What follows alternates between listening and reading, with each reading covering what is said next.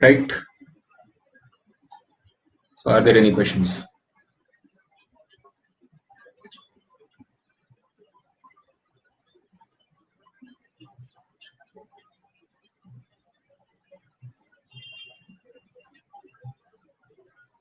Yeah, okay, that's fine.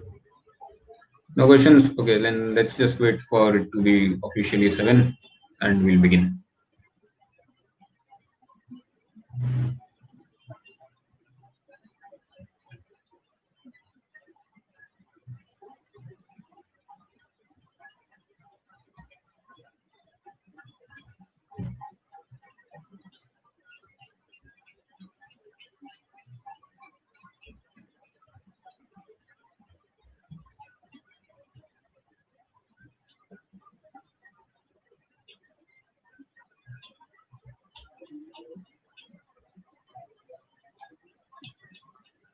And it's 7 in my clock, so let's start.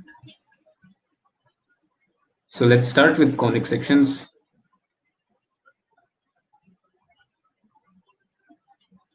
And there are 5 of these that we are worried about. So a pair of straight lines. I put it in brackets because we are concerned with a single straight line as well. Okay, we are concerned with circles, ellipses, parabolas, and hyperbolas. So let's start with straight lines. So let's start. This is in general the equation of a line. So let me put the title, I guess. Equation of a line.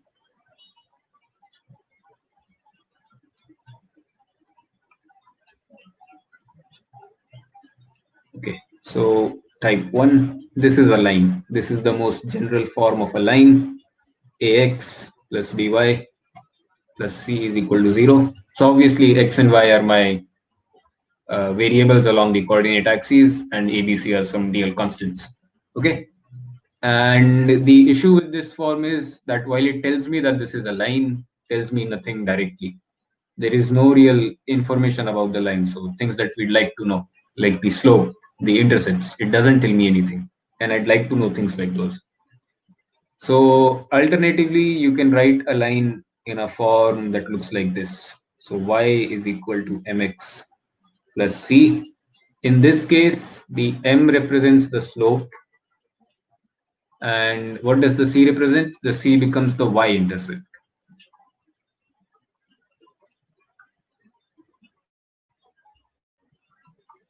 Fine. So the slope, does everyone know what the slope is? I think everyone should. Right. Is there anyone out of the 9? No one, right? Great. So graphically, if this was my line,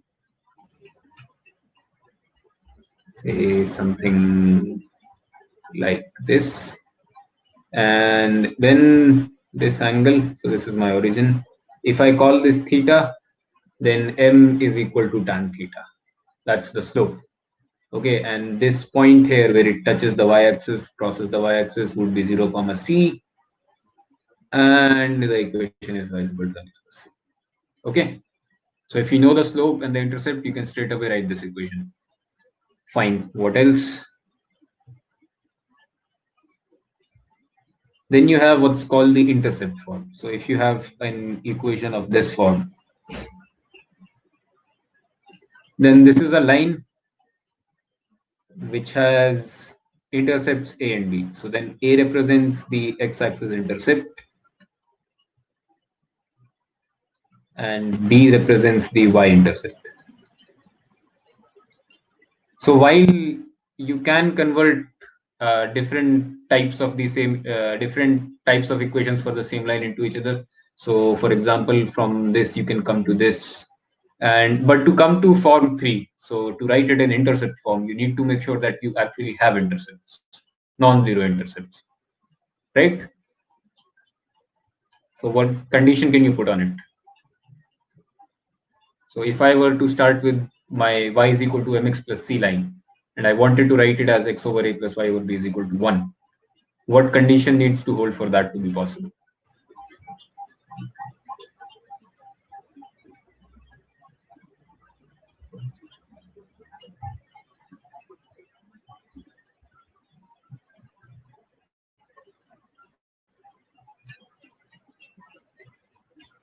Okay, we don't have so much time today. So the condition you need to put on it is that the intercepts are non-zero, obviously, because a and b are in the denominator of a fraction. They cannot be zero.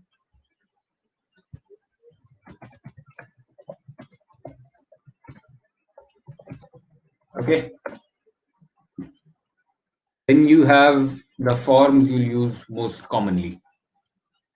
So you have what's called the 2-point form. So if x1, y1 and x2, y2 are points on a line,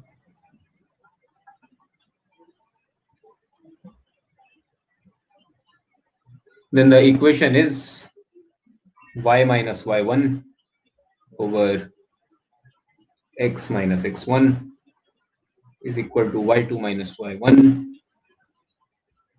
over x2 minus x1. That's the equation of the line. Now, does this tell me the slope?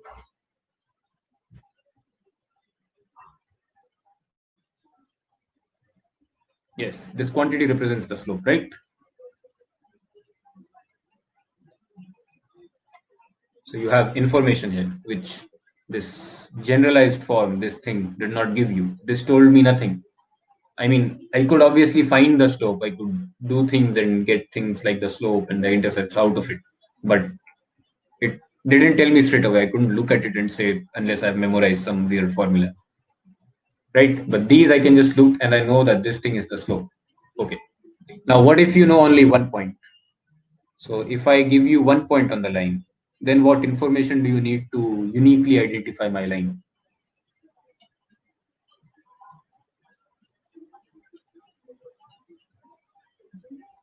Slope or another point? Yes. So if I have the slope, then I have the line once more.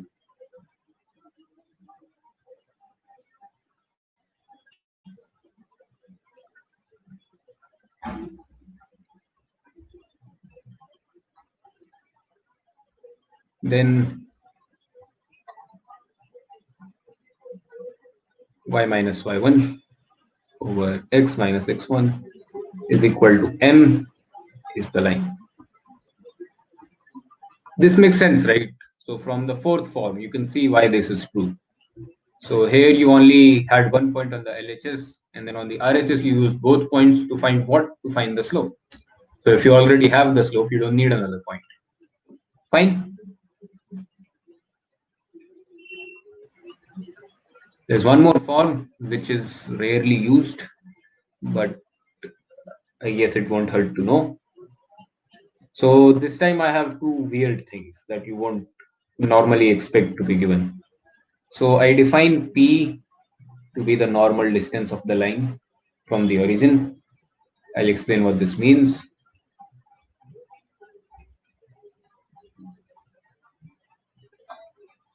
And omega I define to be the angle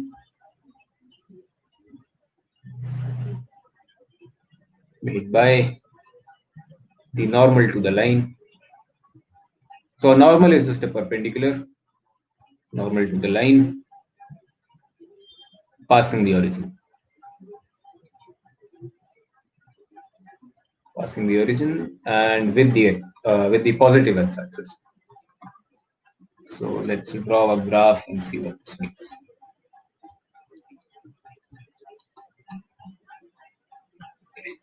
So let me get my graph paper out.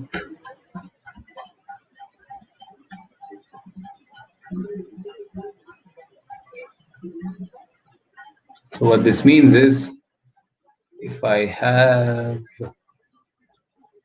say, something like this, it's my line, and here let me draw another line, and then You draw the perpendicular to the line which passes the origin. So you take the origin and you drop the perpendicular. Something like this in this case,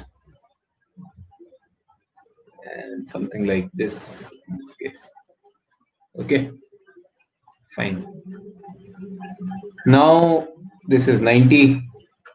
This is another 90.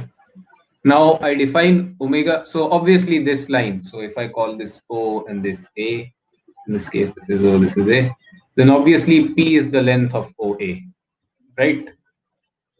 That's fine. Omega is the angle made by the normal to the line passing the origin with positive x-axis. So this OA is obviously the normal I'm talking about, angle made with the positive x-axis. So in this case, this will be omega. But in this case, you start here and then you go all the way around, and this is omega. Fine. So you go anti-clockwise. That's how you conventionally take angles. Fine. And then in this case, the equation of the line becomes x cosine of omega plus y times the sine of omega is equal to p. Okay, that's enough ways to write a single line. Some would call it overkill even. But sure. Now what if I have two lines? So say I have this line and I have this line. Now I want to find the angle between these two lines. So say I call this theta, or let's say this one is theta. Then this is pi minus theta. This is also pi minus theta, and this is theta. Now, if I call this L1, I'll call this L2, and let's give them equations. So this is y is equal to m1x plus c1. This is y is equal to m2x plus c2. Is there a neat formula that gives me theta somehow? Yes, there is. And that formula will be, yes, the tangent of theta, tan theta, is the modulus of m1 minus m2 over 1 plus m1 times m2. Okay, now what can I infer from this now? Is there anything special that this tells me? Obviously, two lines are parallel when their slopes are equal. And in which case there is no angle between them.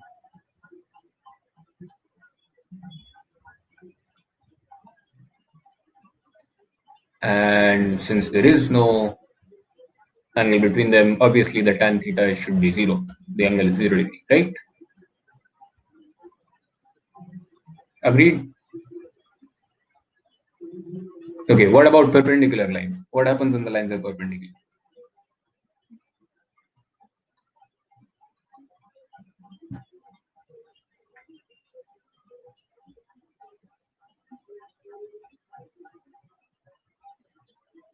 M1, M2 is equal to minus 1. Yes, why does that happen? So what is to be perpendicular would mean that theta is pi by 2. And you don't really know how to define tan at pi by 2, right? And how do you make this modulus undefined? You make the denominator 0. So you make m1, m2 is equal to minus 1. These are very useful. You will be using them multiple times, I'm sure, in this particular entrance even. There is no entrance where these won't be useful. Okay.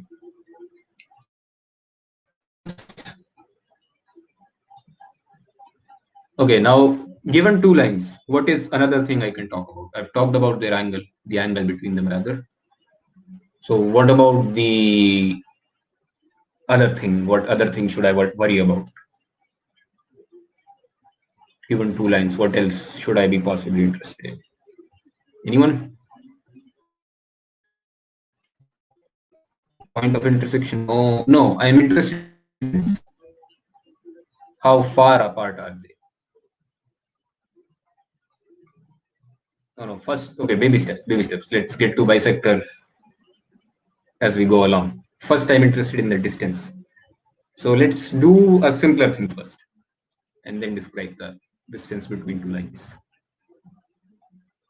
Okay, let me changing, getting bored of the red.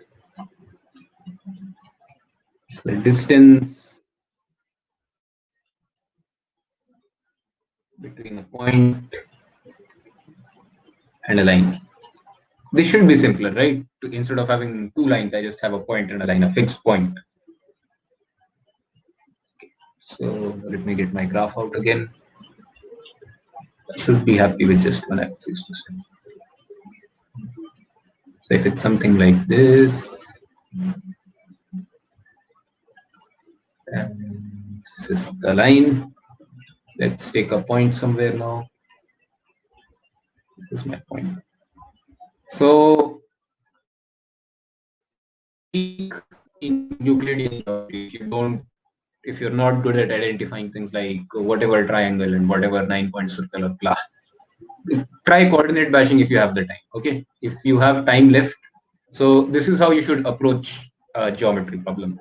If the problem is explicitly stated in terms of a conic section, or you are given equations to play around with, obviously you should start thinking in a conic algebraic direction, right? But if you have a problem which just gives you shapes and lines to play with, doesn't give you any equations, and the shapes are not standard conic sections like ellipses or hyperbolas or parabolas. A circle and a line is something that is very prevalent in regular old geometry as well. So what you do is you see the problem, you try it once using your Euclidean geometry skills. You see if congruence or similarity of triangles or whatever circle theorems are there. So angle by an arc, whatever. If it works, great, you solve the problem, move on. If it doesn't, then leave it for then. If you have time in the end, come back to it. And depending on how much time you have, you can either work on your Euclidean approach or you can try to bash your way through it. Of course, neither technique has 100% success rate.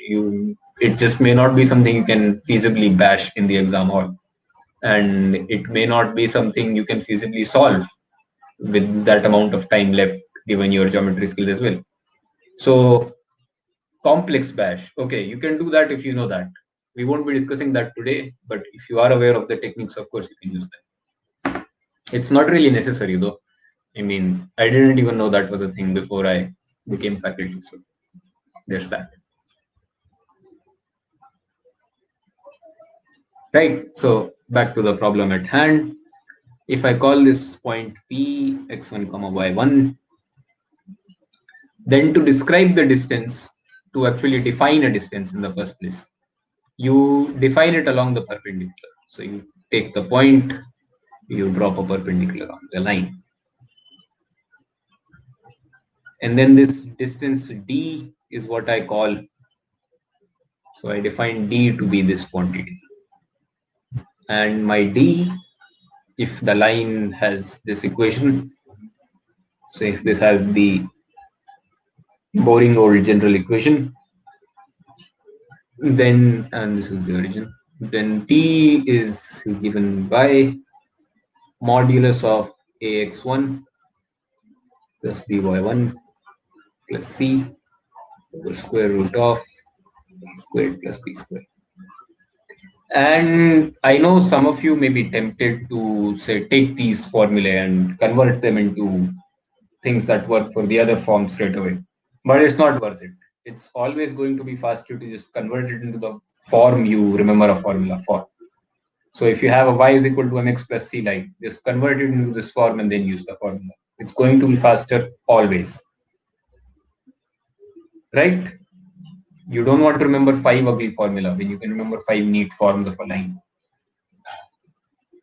So that's that.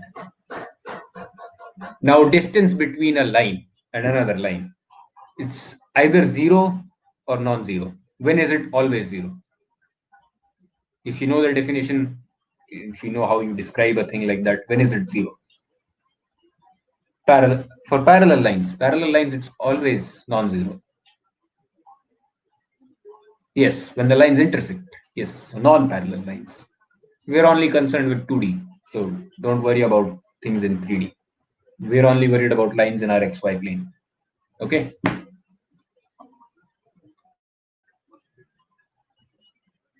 Yes, we are not worried about skew and all those things right now. Don't care.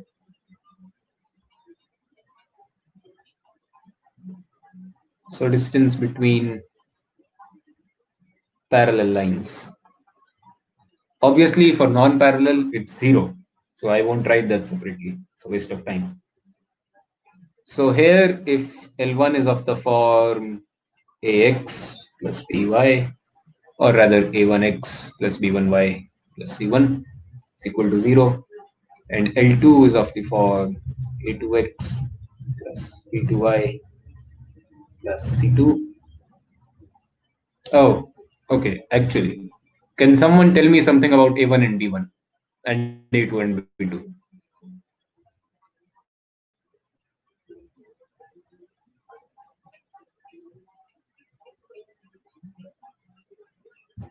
Slope is same. So what does that tell me about the yes? So they are equal. So I can get rid of my index. Doesn't really matter here, right? So it's ax plus by plus c1 is equal to 0, and ax plus by plus c2 is equal to 0. So now the distance between them is, so if I call that distance capital D, then D is equal to the modulus of C1 minus C2 over square root of A squared plus B squared. Obviously, if C1 and C2 are equal, then the lines are same and the distance is 0, right? Okay, perfect. Now we have, someone mentioned perpendiculars, right? So now you want the perpendicular bisector as well. So once again, not the perpendicular bisector, sorry, angle bisectors. You don't really know it's going to be perpendicular. So given two lines, so say this is line 1, this is line 2, let's call them L1 and L2, L1, L2, then say there is one line that looks like this, suppose.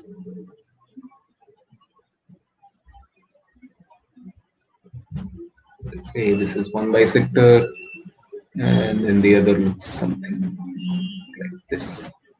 They might not be, so graph not to scale, right? I'm not AutoCAD.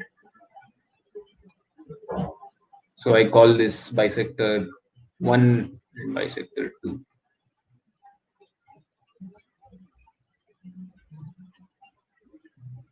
Okay, so so someone sent me a private message on VisIQ. Can you please type it here? Right. Uh, I really don't want to waste any time. That way we can go through a lot of things. Maybe something that I didn't originally plan to go over. Okay. So you obviously have equations for L1 and L2. So you have A1x plus B1y plus C1 is equal to 0, and A2x plus B2y plus C2 is equal to 0. So somehow, even though this form of the line doesn't really tell me anything, it also happens to be the easiest one to write all these formulae in. Right? Like for example, if I go back here, this is just you put the point in the equation of the line, even though it's not on the line. Right? So if it had been on the line, of course, it would be 0, which is fine. But you just put it there. This wouldn't be so pretty if you had y is equal to mx plus c or something like that. Fine. Okay. So now the equations of b1 and b2 are given by this.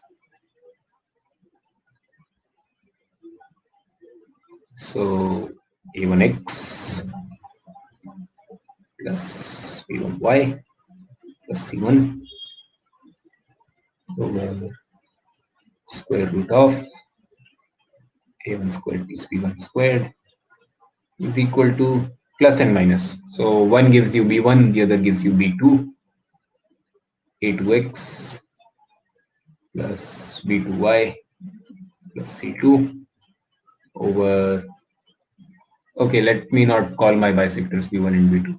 This is confusing then. So let me call them something else. What else can I call them? P1 and P2, I guess. So P1 and P2. Then the equations of P1 and P2 are given by this formula. So you solve this, and then all such x and y are either on P1 or P2. You can decide how that is, but you won't really need it, and it's unnecessary complication. Fine. Okay. So this is all for lines for now. We will be coming back to lines towards the end. So we'll come back to the general second degree equation later once we've gone over all of these conic sections. Okay. So next you have the circle. Let's change color again. Circle.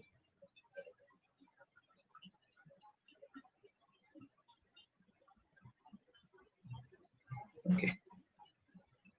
So general equations.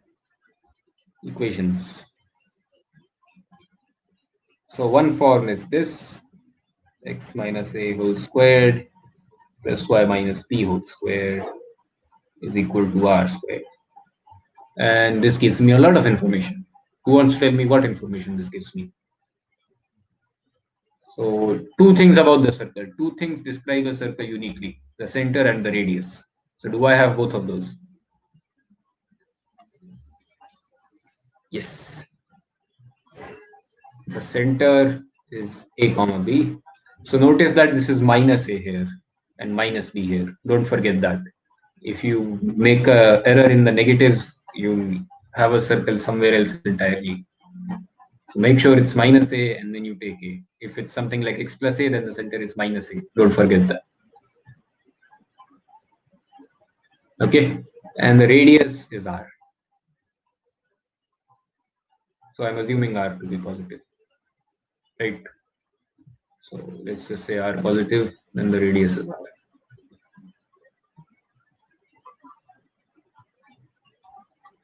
Okay.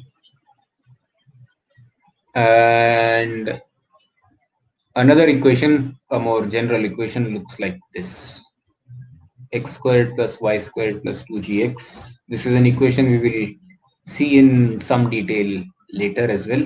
But for a circle, this is the equation of a circle. So notice that x and y have the same coefficient here. You can, since this is 0 on the right hand side, you can, without any loss of generality, always make it equal to 1. You just divide by whatever the coefficient is, the reciprocal of that, and you get rid of it. Okay. So in this case, the center is minus g comma minus f. Once again, notice that this was 2g and then you have minus g. So keep your signs in check. And radius is root over g squared plus f squared minus c. So root over the entire thing. Fine. Okay. Now there is one more case in which I want to write the circle. So one more form. If the points x1 comma y1 and x2 comma y2 are the endpoints of the diameter, or rather a diameter,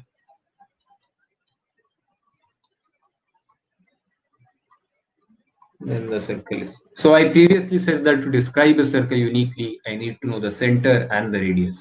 If I know the diameter, I know both these things, because the radius will be just be half the length and the center will just be the midpoint of the line. Both of those you can find easily. Then the equation circle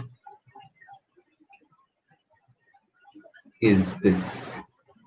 So this is x minus x1, x minus x2. Okay, I'll write this below.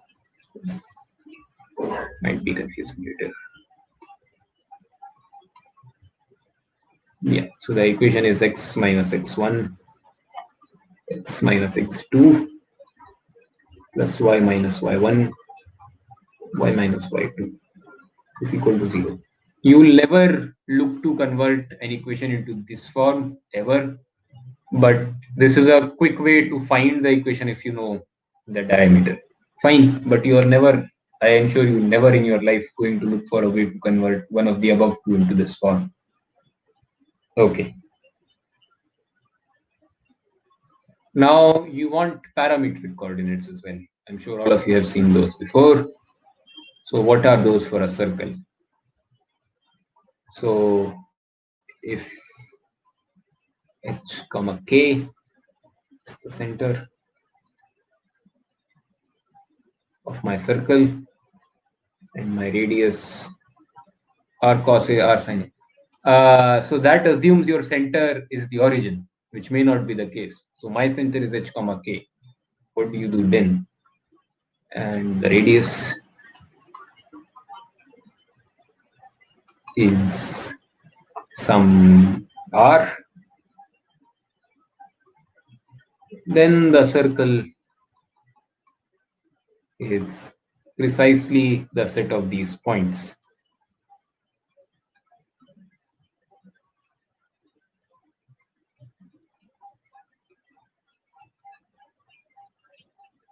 Where theta ranges from 0 to 2 pi.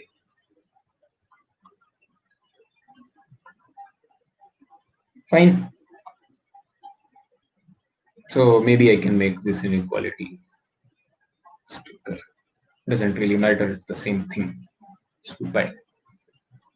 Fine. Okay, do you see? Yes. So you see why r cos a r sin a doesn't always work, right? Of course, there will be cases where you can, without loss of any generality, assume the origin to be at the center. But if you can't, then you don't want to panic in the example, right? It's better to just know beforehand that, okay, this is what it should be then. You don't want to figure out new theories while in the exam hall. It's better to know the theory beforehand. Okay.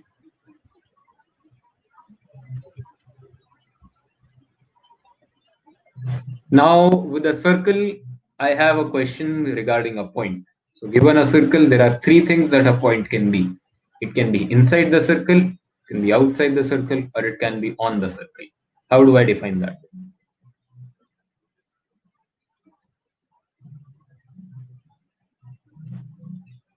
Less than 0 equal to 0 and greater than 0. Yes. So, I get what you mean. So, before I proceed further, let me define some notation that I think you will find useful. And the JE brethren among you might already recognize this. So, if S is a conic,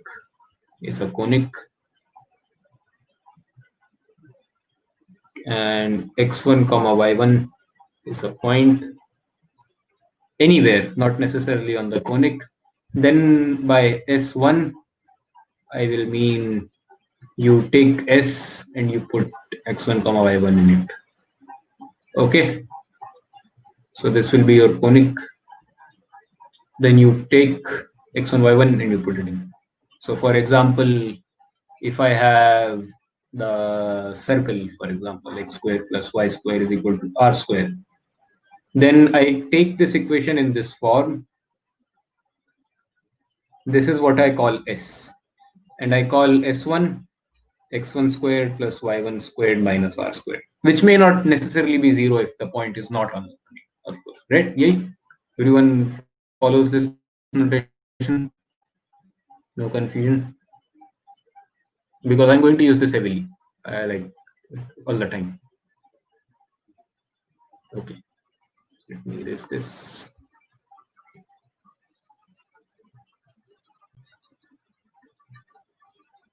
So with this in our mind, let's change colors once more. go to black, and then a point, say P, whose coordinates are x1 comma y1, lies outside a circle, okay, or rather, let's rephrase this better. Let's not slaughter our grammars for the sake of math. So, given a circle S x comma y is equal to 0, I'll start writing this as just S is equal to 0. Fine, I won't write x comma y again and again. It's just what I'm used to, so just stick with it. Okay, given a circle S x comma y is equal to 0, a point P whose coordinates are x1 comma y1 lies on the circle if S1 is equal to 0, outside the circle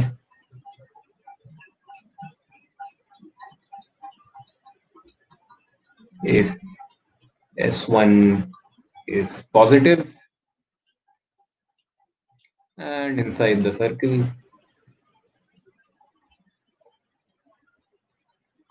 if S1 is negative. Fine. Okay. Now the next thing we want to talk about is tangents. So before I do that, I'll describe black magic. Okay. So now what I'm about to tell you is something you can only use in the objective section where no one knows what you did. But do not use this in the subjective section. So I'll describe a quantity I'll call T. Because this is not something that you can prove using your elementary level of math, using high school math. To prove these, you need a lot of higher machinery, which you don't have access to. And you are not allowed to use anything you can't back up. If you can't prove it, if you don't know how to back up your claims, right? So you don't get to use this in the subjective section. Okay, so this is what I'll call T. So given S x comma y is equal to 0, I describe, or rather I define another equation Txy by doing the following changes in S.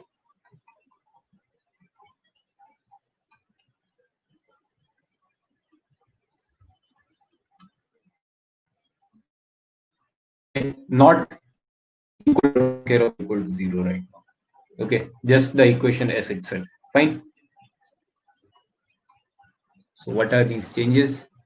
I change x square to xx1 and okay, yeah, given a point and a point. So I have a point this way.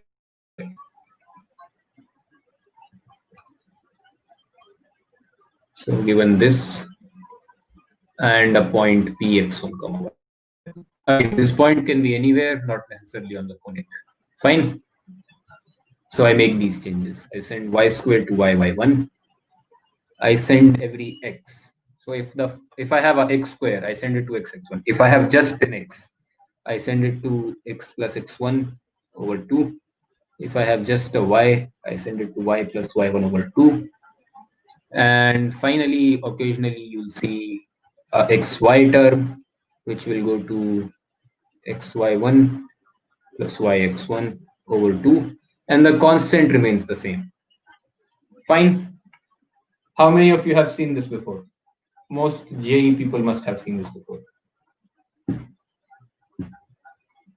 You've seen all of this, right? This is not new to you. Okay, anyone to whom this is new? Just say yes if this is new. Don't say, yeah, don't worry about the proof. Even if I showed you the proof, you wouldn't understand. For now. Hopefully soon enough. Okay. That's why I said don't use this in the subjective. You won't even know how to write that you're doing this. Okay, Rishabh. So quickly memorize this because this is what I'm going to do now. I'll share the boards after the class with all the Chinta students, of course. But for now, write this down, I guess, somewhere and let me know when you're done quickly. We have 4 more topics to go, so speed up. Done. Okay. So once we have this in our head, life becomes very easy. Why do I say that? I say that because so for a circle S, just call this circle, tangent to S is equal to 0 at P x1 comma y1 is, so those of you who have seen this before, what is this equation?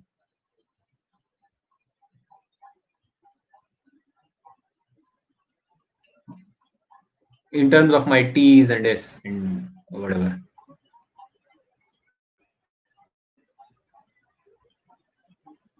SS1 is equal to TS cube. No. At, not from, at. So you need to memorize this, yes. So T is equal to 0, yes.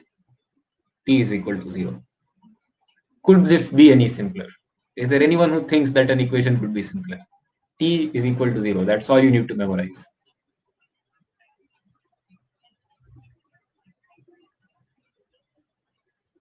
Okay. On a related note, so note y is equal to mx plus c. So given a line is a tangent to a circle whose center is at the origin. So a square, yes. If c squared is equal to a squared 1 plus squared. Fine. Yeah, not concerned about the proofs right now. So if any of you don't agree with the result, you can either text me after this ends, after the session ends, or you can just look it up on Google. Okay. Now back to the equations we are interested in.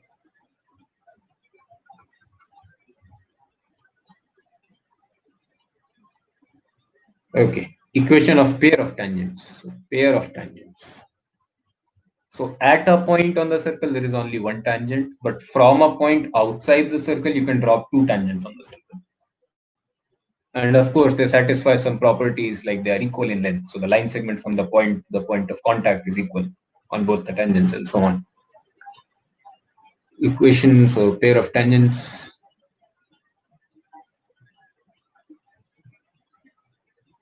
From A, so a point A, x1, comma y1.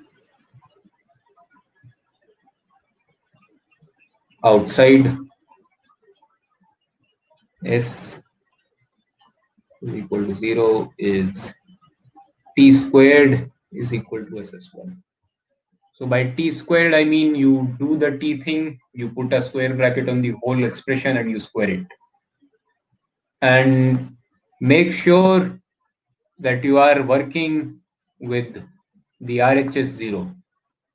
So x squared plus y squared is equal to r squared. To do all this, convert it into x squared plus y squared minus r squared is equal to 0.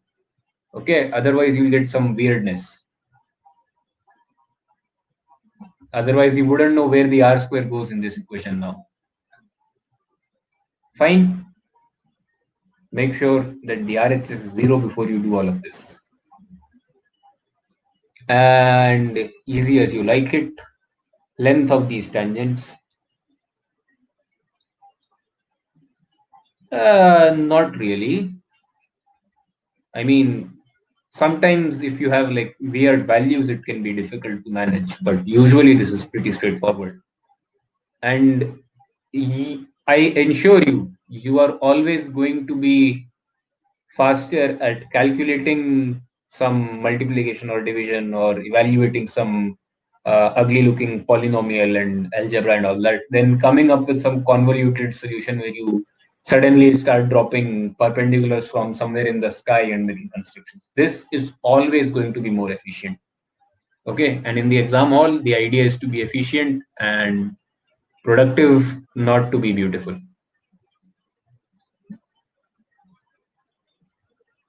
Okay, so length of tangents is given by square root s1. So someone said, I'm not understanding this. Text me after class. I'll go over this once more for you. Okay, I'll try to explain this over Skype. Fine.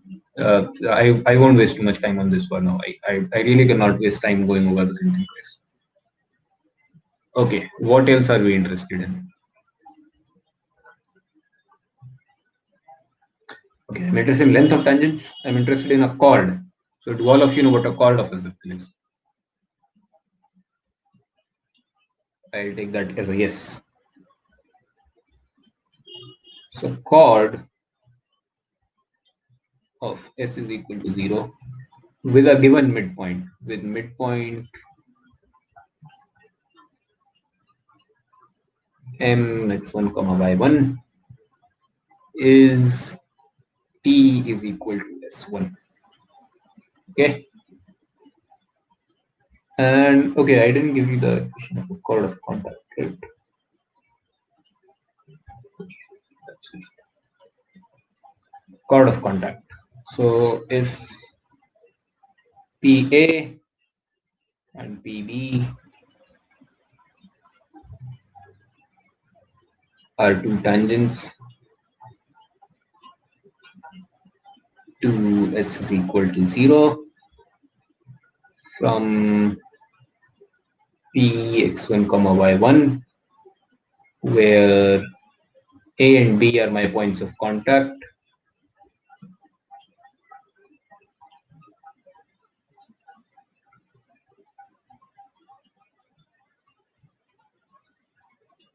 Then the chord of contact,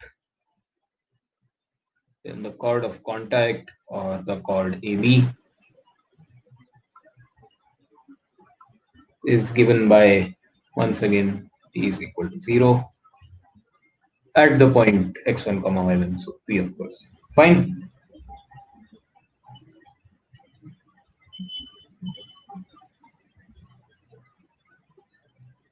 So you can apply these blindly in the MCQ section of the paper. Do not do this in the subjective section of the paper. Fine, this saves you a lot of time. So the traditional way to find a tangent or to check if something is a tangent, you try to solve it and see how many points solve the equation are solutions, and if it's 2 then it's not, if it's 0 then it's not, if it's exactly 1 then yay. And it's too much work. This is efficient, it saves time. Okay, then is there anything else we need to know about circles for now?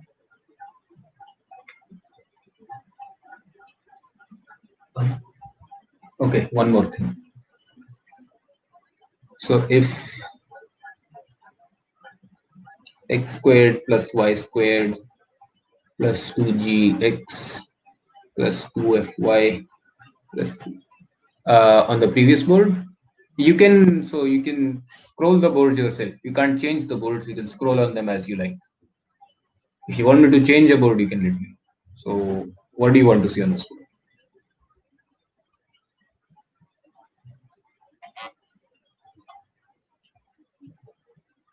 Are you done? Let me know when you're done.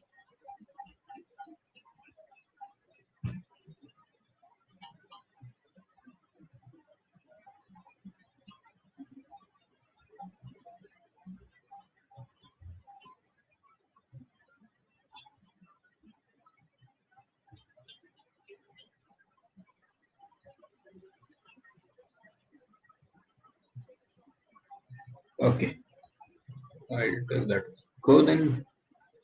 So if x squared plus y squared plus 2gx plus 2fy plus c, no argument. Class has been going on since 7.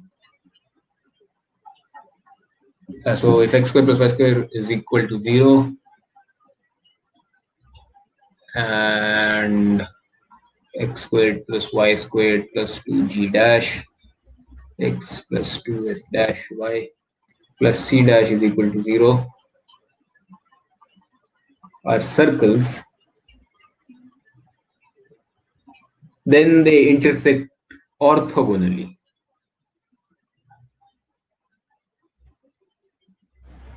Then they intersect orthogonally only if 2gg dash plus 2ff dash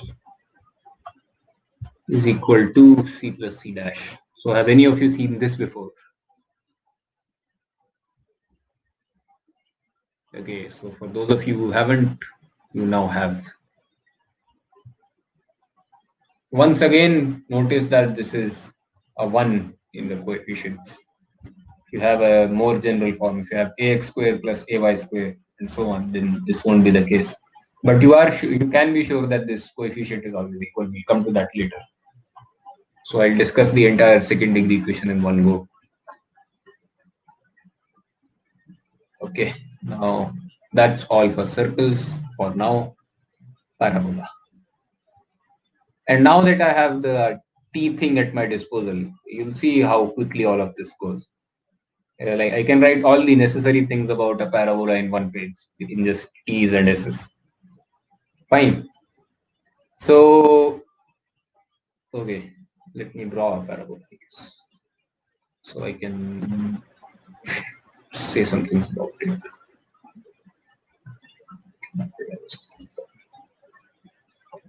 That's fine. Okay, so what things does a parabola have? A parabola has something called the directrix. So let's draw a line here. Okay, then a parabola has something called an axis, which I already have. I have a line here. And does this allow me to draw parabolas? Okay, so I'm going to have to freehand draw the parabola, I guess.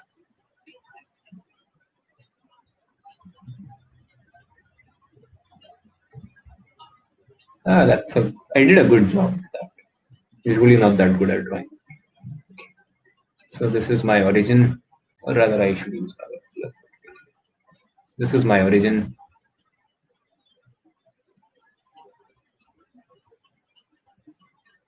I call this point V. So V is my vertex. So I call this.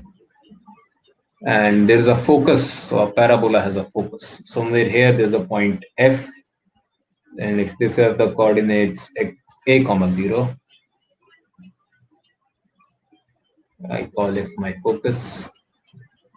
Then this line called the directrix has the equation x plus a is equal to 0. Fine. Or does it? Is this correct? No, it's not. I shifted my parabola. I need to account for that. Exactly. So if V is, or rather I should just take a more simpler case because I only want to share the names. So let's shift our parabola. Easier for everyone.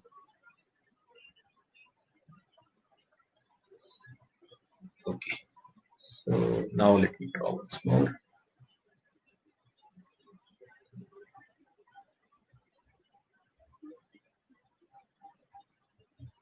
Okay, that's good enough. Okay, now this is my origin, which happens to coincide with the vertex. So vertex V. Somewhere here I have a focus. I call that a comma 0. We'll come to what's special about these in a bit. This line I call the directrix. And now the equation is x plus a is equal to 0. Okay, what else? This parabola itself is y square is equal to 4ax. Parametric coordinate would be 80 square comma 280, and yeah, that's all. So we'll come to latest return as well. So there is a a chord which goes this way, which passes the focus and is perpendicular to the axis. So in our case, this line is the axis of the parabola. Okay, so the chord which is perpendicular to the axis and passes the focus. Let's draw that.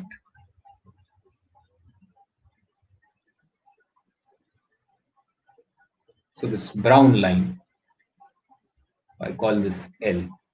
L is called the latest report. Okay, this is a special type of chord. What is special about this is that the length of this line segment L, so I'm writing it here, is anyone? 4a, yes.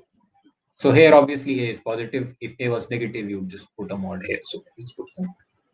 Okay, if a is negative, then this parabola opens on my left hand side, on your left hand side. And if this was of the form x square is equal to 4ay, then this opens upwards. And you can rotate and shift and draw your parallels that way. Okay, you can analogously see now. Let's not draw too many parabolas. Okay. So now, but what is a parabola? So let me write that. So a parabola represents, so a parabola is the locus of points equidistant from a line, fixed line, and a fixed point. So the fixed line is my directrix and a fixed point.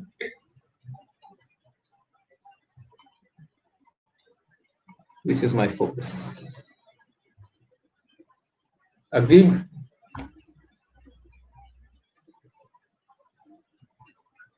Okay, now there is something called the eccentricity of a conic, which is something you define only for parabolas, hyperbolas, and ellipses. What is that? Who knows?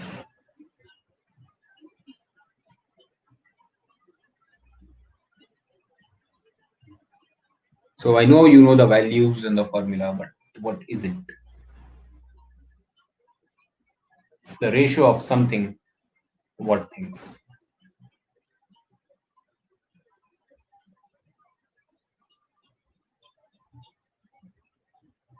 Points, distance from line, ratio of these distances. Okay, which one is on the numerator and which is on the denominator?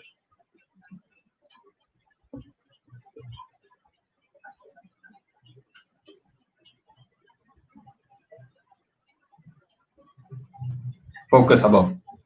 Are you sure?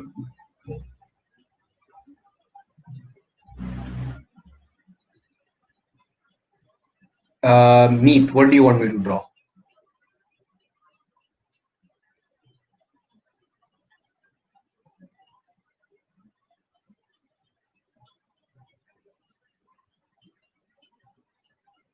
Oh, if you want me to draw a parabola, I already did that. Yes, here it is, already done.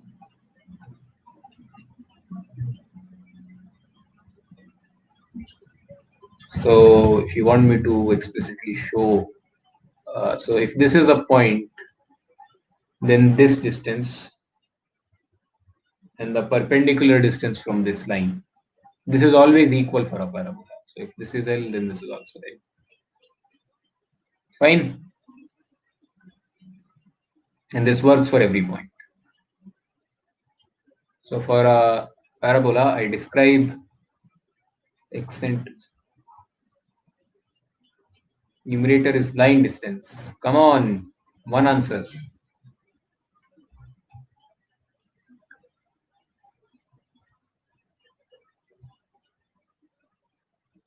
Okay, for an ellipse, you know the eccentricity is always less than 1. I'm sure you know that. Now, take that in your head and decide what comes first. Pretty easy to see now. No. There's no such thing as the major axis for a parabola. So, in general, in terms of the distance from the directrix and distance from the focus, what's the eccentricity?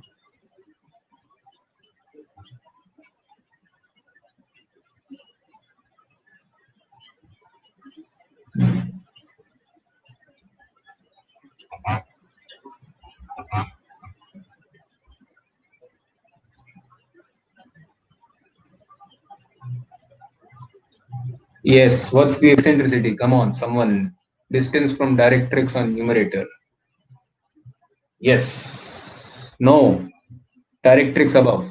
So this will be obvious when we come to the ellipse.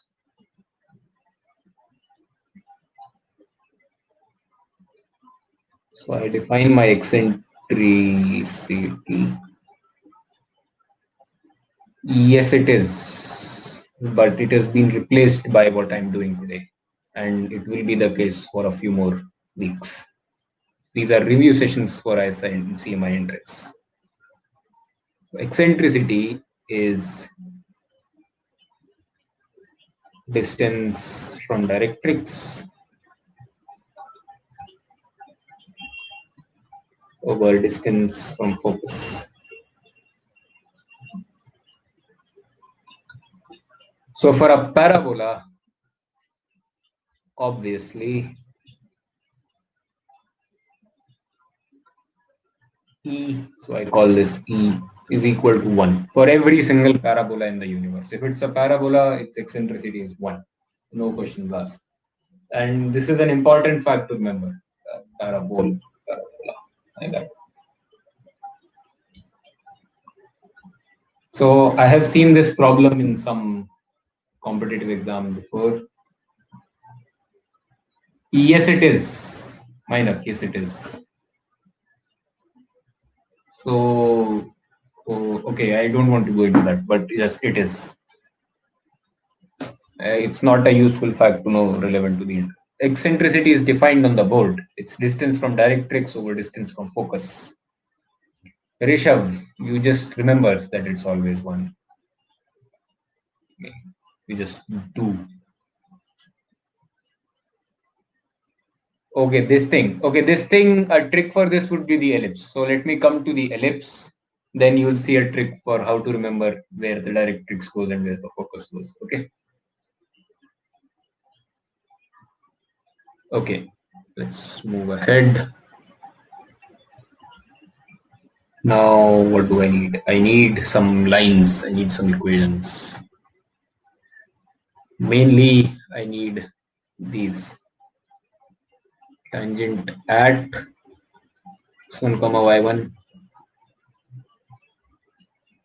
Tangents from x1 comma y1. So now obviously x1 y1 is outside the parabola. Chord of contact of tangents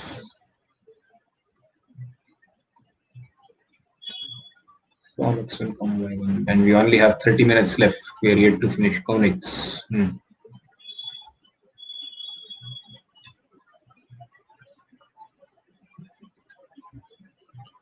T is equal to 0, ss1 is equal to t squared, t is equal to 0, chord bisected at x1 comma y1. This is also t is equal to s1. Okay, and okay, I'm not drawing ellipse. Yes, you will. Recordings are available for every class, and you'll have the boards as well. Chinta students will get the boards. So if this is this thing, an ellipse, so I'm just drawing this to remind you of how to remember the eccentricity. Then somewhere here is the focus. Then it's obvious that this is more. And because the eccentricity is 1, this should be below. So that's how you remember it, okay?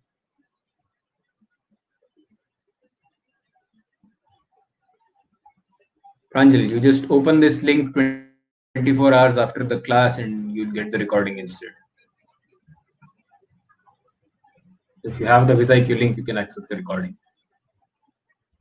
Okay. So for ellipse, I'm just going to quickly do this now. And not a lot of time left. I don't want to go too much over time. X squared over a squared plus y squared over b squared is equal to 1, where I'm assuming a greater than b greater than 0. So both are positive and a is larger. All that a is larger ensures me that my major axis is along the x-axis. That's it. Then I have these things. This information is what I have. Length of major axis is 2a. Length of minor axis is 2b. The foci are ae comma 0 and minus ae comma 0, where e is the eccentricity, where e is this thing. So you have a formula for it now. This, okay. The directrix is whatever the plural is. The two directrix lines are given by x is equal to plus minus a over e. So one is on the right side, one is on the left side. Then you have the latest rectum, which is again defined similarly. So I'll call it LR, is 2b squared over a. And the defining property for all p on the ellipse, pf. So what is that? So this point is f, this is f dash. Then pf plus pf dash is always 2a. So it's always equal to the length of the major axis. Fine. So for a vertical ellipse, when b is greater than a, you can find corresponding formula which look identical. Okay. Now, do you notice the advantage of using this t representation? This is the same for ellipse. Same for ellipse and hyperbola and circle. Ellipse. Okay. Same formula hold. You just have a different S now, but because you're only memorizing it in terms of the S, it's beautiful. Your work is reduced so much. Okay. Now I'll define the ellipse as well. I'm not writing it, not too much time left. The ellipse is defined as it is the locus of a point. Okay, I can type this. I guess typing will be very fast.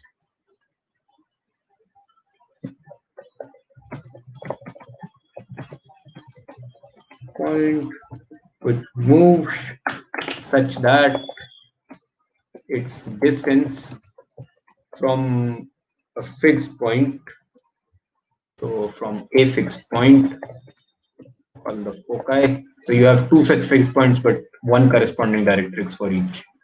I'm typing, so it will show up once I've finished typing. So that's also it. Okay, from the fixed point bears to its distance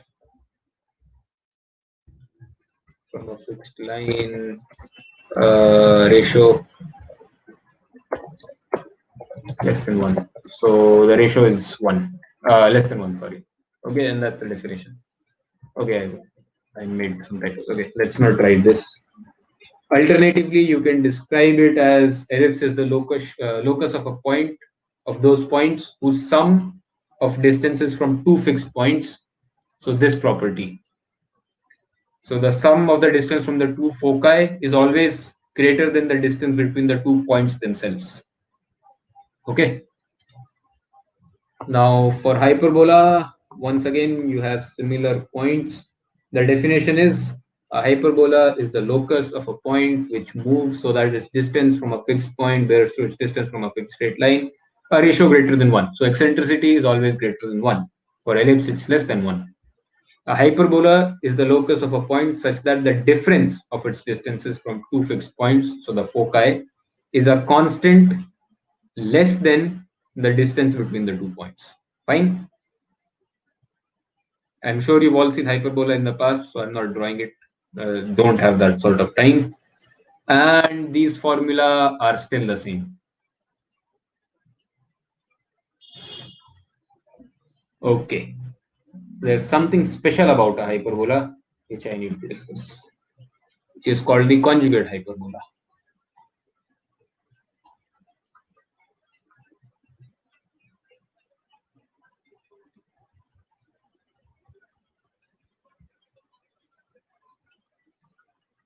Conjugate. So given hyperbola. So given a hyperbola, you have, so like in ellipse, you have a major and minor axis. So if this is my given hyperbola, I have a transverse axis and a conjugate axis, right? So which one is my transverse axis? So along y or along x?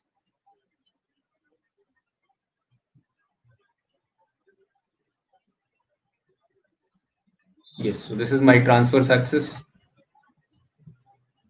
and this is my conjugate axis. A conjugate hyperbola is you flip them and you draw that hyperbola. So it would look something like this. Okay. These are not important topics for ISI CMI entrance anyhow. I mean, I don't think I've ever seen a problem in these. And that's all you need to know. You just need to know the term. I'm sure. Do all of you know what a rectangular hyperbola is? It's a hyperbola where the asymptotes are perpendicular. Okay. I'm sure all of you know that before. And let's move along. So now let's discuss the second degree equation. So this is nearly done and we have these to go. So these are very short topics relevant to ISI CMI. So we'll do these first, and depending on how much time we have left, let's do complex as well. Otherwise, I'll shift in complex with say some other session which might be shorter. Okay, but let's try. So this is my general equation: ax square plus by square plus 2gx plus 2fy plus 2hxy plus c is equal to 0. This can represent five things for me. This can represent a pair of straight lines. This can represent a circle, an ellipse, a hyperbola, a parabola. How do I decide which is which? So I define a quantity I'll call delta, which I define as this determinant. Hg,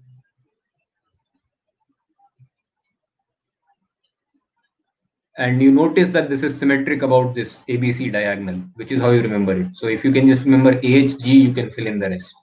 All you need to remember is ASG and ABC, and then you can fill in the rest. So if this determinant along with this quantity will tell me a lot. So let's see how. Case 1, if delta is 0, and then sub case 1, h square minus ab is positive, then my equation is two distinct real non-parallel lines. Non-parallel lines. And they are perpendicular if a plus b is equal to 0. In fact, the angle between them has a formula, nice formula. So the acute angle between them is given by tan theta is equal to 2 times h square minus ab over a plus b. From here, you can also decide when they are parallel, right?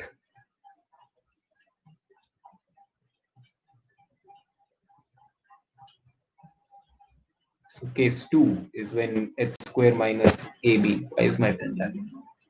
H square minus ab is equal to 0. Then they are parallel lines. And sub case 3 is when it is less than 0. In which case you have non-real lines.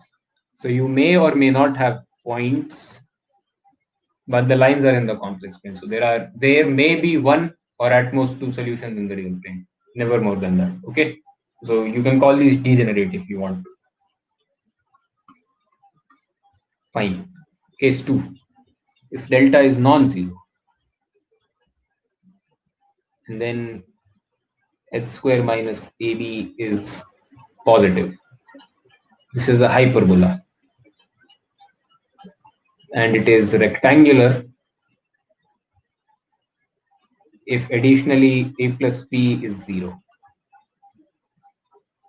Okay. If it's 0, then it's a parabola. Finally, if it's negative, then it is an ellipse. And it is a circle if, along with being an ellipse, if h is 0 and a is equal to b. So if it is an ellipse and it satisfies these conditions as well, then it is a circle. Okay, and that's all for conic sections. Phew, that was a lot. So let's do inequalities. And this won't take more than one board. Why? Because you really only need to know 4 inequalities. The first one is x square is greater than 0 for all x belonging to R. That's the first inequality you need to know. The second inequality is the triangle inequality.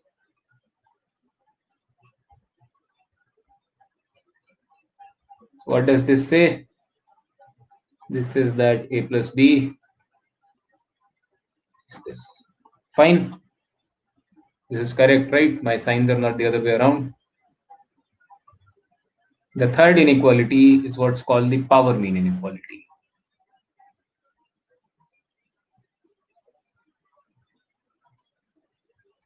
This goes so QM, AM, GM, HM. You want me to write those explicitly? Then for A1 to AN, this is A1 squared plus AN squared over N square root is greater than A1 plus AN over N is greater than A1 multiplied to AN to the nth power. And then the HM. What's the HM? N over 1 over A1. Is my HM correct? Right? Okay. Fourth inequality. Any guesses? What's the other inequality you always need to know?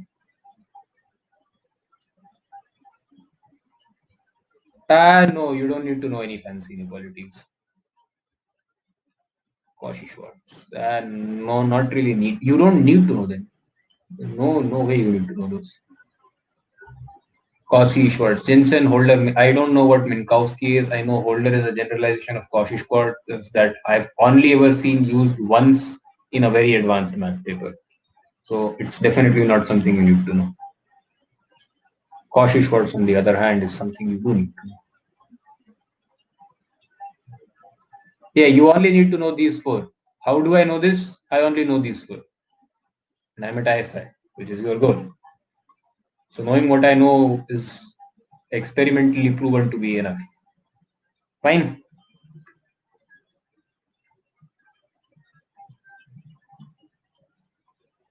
Cauchy-Schwarz. So Cauchy-Schwarz is this. This is how you remember it. AIBI whole squared. So I is some finite and finite summation. Then you have summation over AI squared.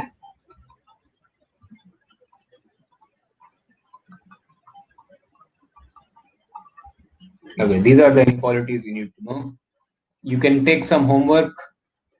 So prove Nesbit's inequality for 4 variables. Yes, we don't care about that one, even if it exists.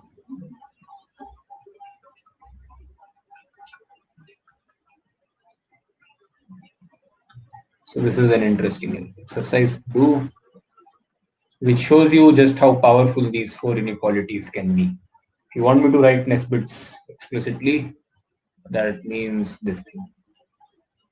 So let's see. Right. So for non-negative A, B, C, and D, so A, B, C, D are positive. Then prove that A over B plus C plus B over C plus D plus C over D plus A. They were, I think you mean Nesbit's for three variables. Do you mean A over B plus C plus B over C plus A plus C over A plus B is greater than or equal to 3 by 2? You don't need to know that. It's provable from AMG. And in this case, this is 2. Sorry, no, 2. It's number of variables divided by 2, I think. At least that's what works for 3 and 4. So I have no clue what that is. I'm not a CS student. Okay, these are all the inequalities you need to know. You can additionally know, if you are really well prepared and have a lot of time left, you can additionally know Jensen's inequality and you can know rearrangement inequality, I guess. But you don't need anything other than that. I'm not stating those because, as I've said previously, we need to go through a lot. Okay, complex numbers. Let's do complex numbers first. Oh, this is very tiring. I have never taught at such a pace. So students from my regular batches can attest to this. I have a very relaxed way of teaching. This is like me on amphetamines and something like that. This is very fast. Okay, so just remember this. Z is always going to be A plus IB. Conjugate of Z is A minus IB. And mod Z is the same as mod of the conjugate, which is A square plus B square. Then there's something called the argument of Z, which is defined to be tan inverse B over A, which is not unique. So multiple Z can have the same argument, obviously. Okay. Conjugates are mirror images about the real axes. So if this is Z, then this is Z bar, this is theta, this is theta. You don't need to know that. There's one case which you need to know, which I'll mention, but you don't need to know general geometry in the complex plane. No. Okay. So I'm listing some properties very, very quickly. Tell me if you don't agree with any of them. Yes, that's the only case you need to worry about. So these are all complex numbers, obviously. And the conjugate of this whole thing is the same as taking individual conjugates. So I can just state these for 2 and then it follows immediately, but I'll state these for n, I guess. Once again, here also it doesn't matter if you take conjugate individually. Same goes for division. However that is defined, I'm sure you know.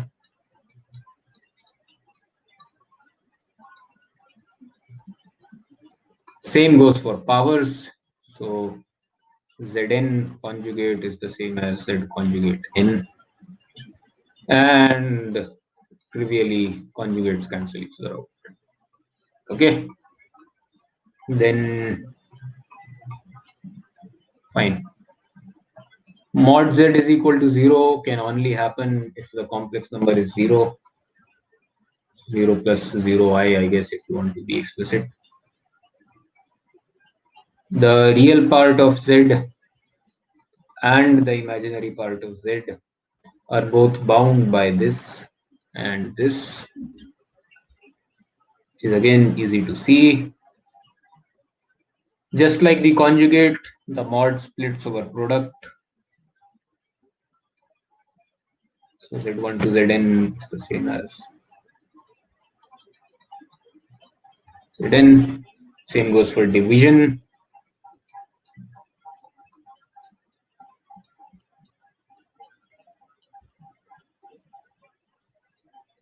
Then you have some inequalities now. So summations don't split up so nicely. Summations give us inequalities instead. So for two variables, this looks like the triangle inequality, which is exactly what this is. Fine. So you can extend this to n variables or n numbers, and you get this.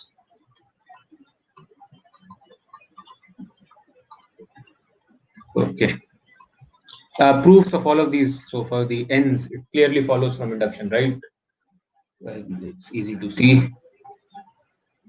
One more inequality that is occasionally useful is a restatement of the triangle inequality in terms of differences.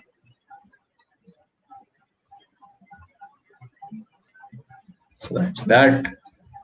And these then relate nicely. So as a matter of, you have this, so z1 plus z2 mod is bound by, which is in turn bound by, but I don't really see much use of these, so don't really bother memorizing these. You can derive most of these on the spot anyhow. No, we are not doing any problems today. We're just quickly, very, very quickly going through a lot of the topics. So the purpose of these is to remind that these are things that you know, and if you are rusty, then you can revise them after this session. That's the idea. Okay. So now let's change boards. So for this board, let's say z is x plus iy, and call x to be r cos theta. So polar coordinates, which again something you already know. R sine theta, r here is equal to the mod of z. So then clearly z is r cos theta plus I sine theta, which I can denote as e I theta, r e I theta. Theta is the principal argument.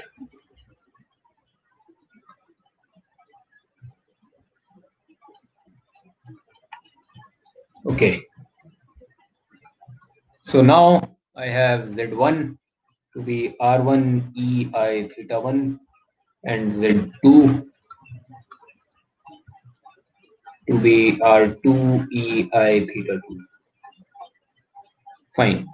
Then multiplication becomes very, very simple. You take the r terms, you multiply them, and you take the theta terms, you add them. So just how regular powers work, right? No, nothing fancy going on. This is how regular powers work in just the real numbers as well. So for division, once again, r1 over r2, ei, theta 1 minus theta 2. Fine. Where you get some nice results that you may not expect is when you talk about the argument. So the argument of z1, z2 is theta 1 plus theta 2, which is arg z1 plus argument of z2. And similarly, when you divide, as you would now expect, it becomes subtraction. Okay. And when you have powers, that should also be obvious now, it comes out. So n times the argument of z. So get here, n is an integer. That's the thing. Okay. Argument of z being 0 is the same as saying z is purely real. That is, z is equal to the conjugate of z. Okay. A theorem which all of you already know, which I'm not entirely sure still how to pronounce. So let's just call it DMT.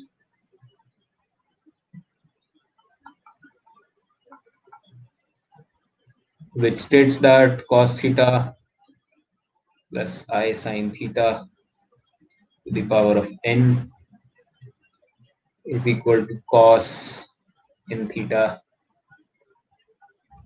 plus I sine theta for all n belonging to Z. Fine. All of you know this already, I'm sure.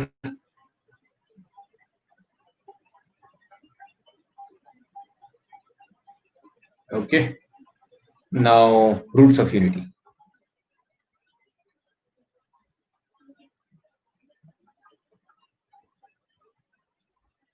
Nth roots of unity, rather.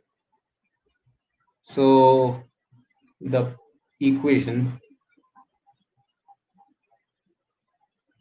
xn is equal to 1 has the following solutions. So, obviously, these solutions are the roots of unity in the complex numbers, so in C.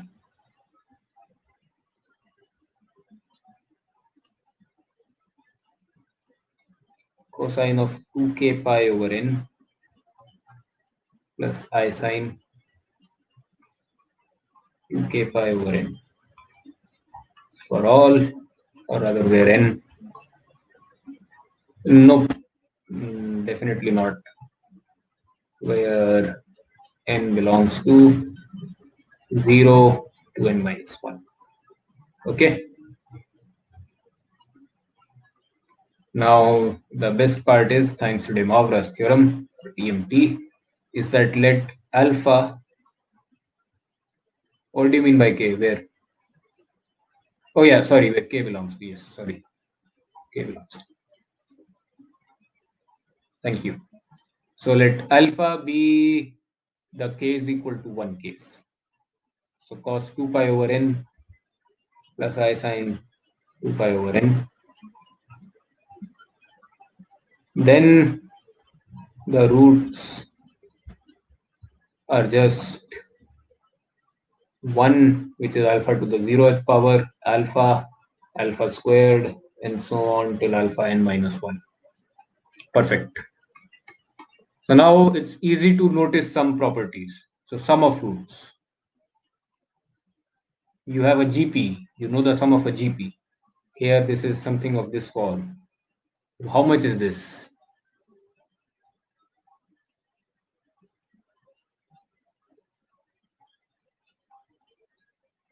0, because alpha is the root of 1. So alpha to the n is 1. 1 minus 1 is 0. Done. So from here you can draw a conclusion. This also tells you that these summations are 0. So if you ever see a summation like this that you need to evaluate, then maybe you should consider the roots of unity.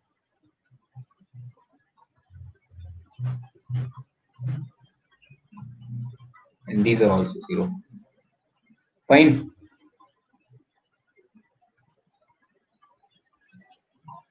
Now the product of roots.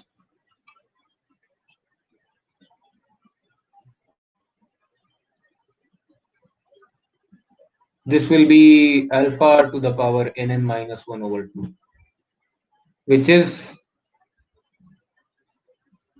no,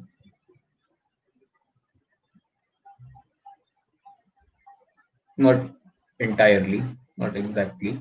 It is 1 if n is odd and minus 1 if n is even. Fine. And these roots of unity, so one last thing about these, and then let's discuss standard polynomials.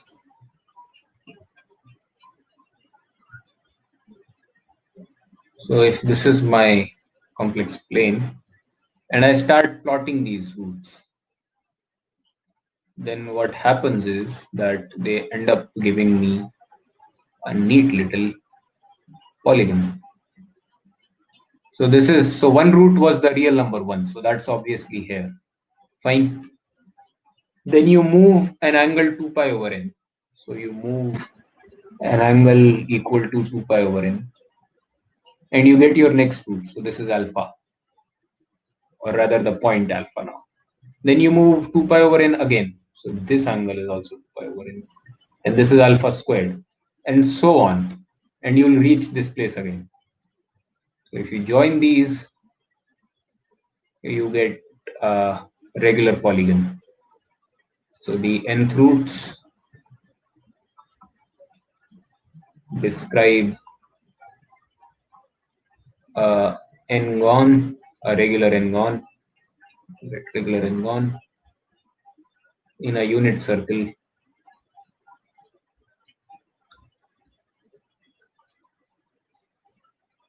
centered at the origin. So for cube roots, this becomes the equilateral triangle. For the fourth roots, this would be a square. For the fifth roots, you'd get a pentagon, and so on. Okay.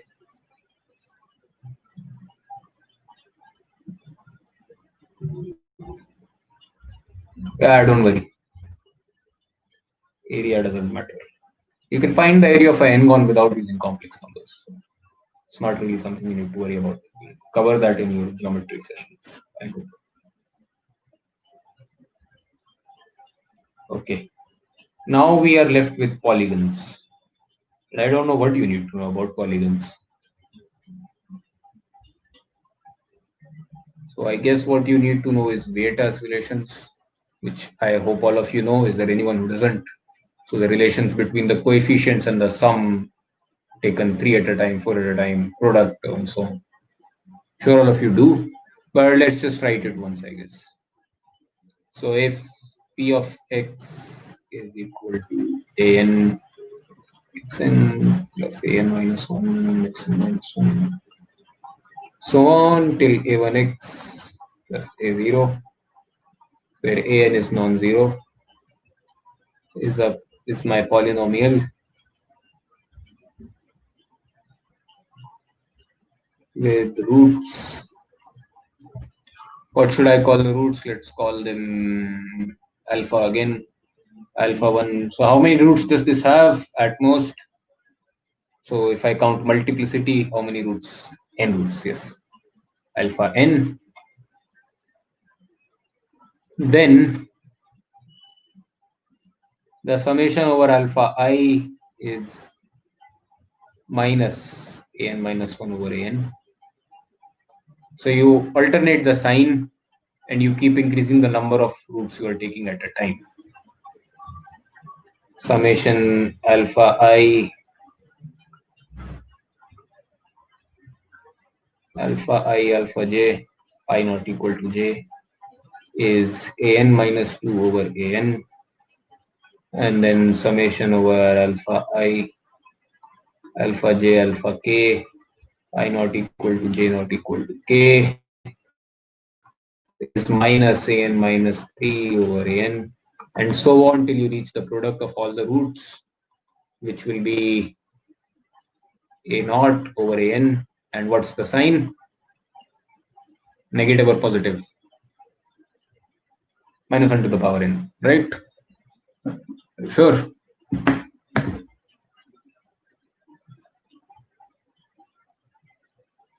So this is it, right? And then you need to know things like remainder theorem and factor theorem. Okay, so let's do those as well. So for a polynomial px, wait, give me one second. Let me open my notes.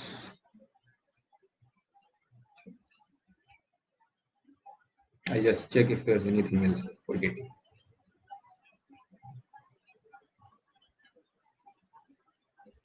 And meanwhile, you can do one thing.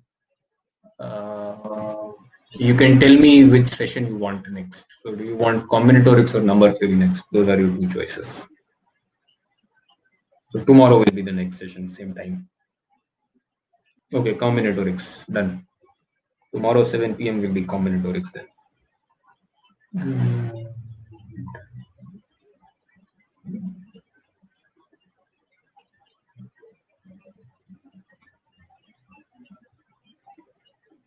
I don't think there's anything else.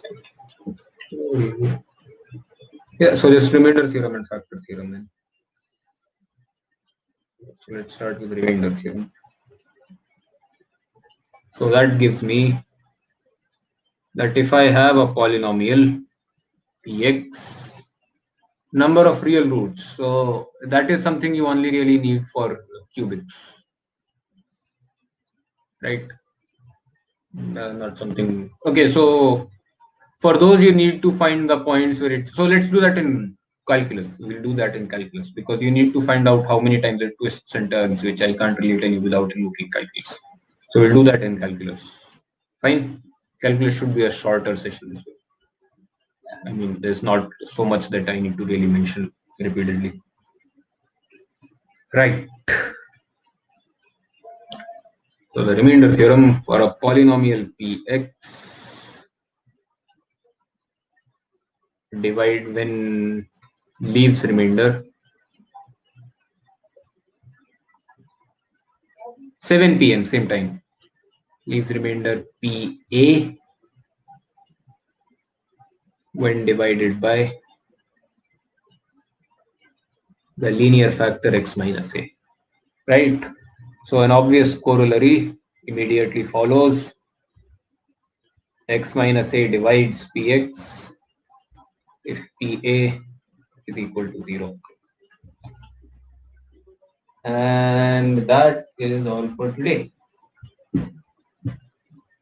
Any questions?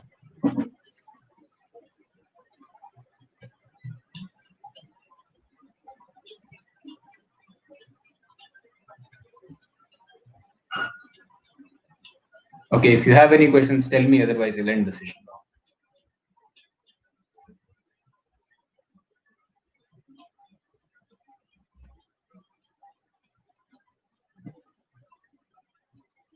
Okay, then this is all for today. Bye. And I'll see you tomorrow.